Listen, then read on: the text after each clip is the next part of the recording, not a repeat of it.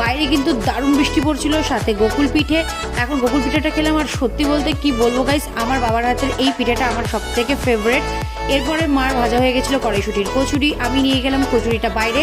আর দেখো বাইরে কি দারুণ বৃষ্টি হচ্ছে। ডিনারটা তাড়াতাড়ি সেরে নেওয়ার জন্য বসে বসে হচ্ছিলাম বোর, ঘুমও পাচ্ছিল, তো ভাবলাম রাতের কেয়ারটাও শুরু করে দিই।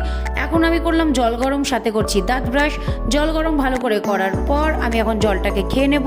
ঘরের জন্য জল নিয়ে যাচ্ছিলাম, আর বাইরে দেখো বৃষ্টিটা কিন্তু এখন থেমে গেছে। বৃষ্টি থেমে যাওয়ার জন্য ঠান্ডাটা কিন্তু জাঁকিয়ে পড়েছিল, তো ভাবলাম এখন রাত্রেবেলায় ফেসটাকে ক্লিন করে নিই। তো এখন আমি ফেসে করবো ওয়াশ, আর ভালো করে ঠান্ডা জল দিয়ে মুখ ধুয়ে নেওয়ার পর আমি মায়ের সাথে করছিলাম একটুখানি গল্প।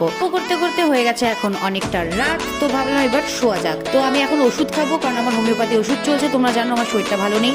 রাত্রেবেলায় করে নিলাম একটুখানি স্কিন কেয়ার, তারপর আমি এখন করবো লিপটাকে একটু হাইড্রেট। আর এইভাবে ভিডিওটা আজকে করছি এন্ড, দেখা করছি নেক্সট ভিডিওটা। চ্যানেলটা সাবস্ক্রাইব করো, বাই।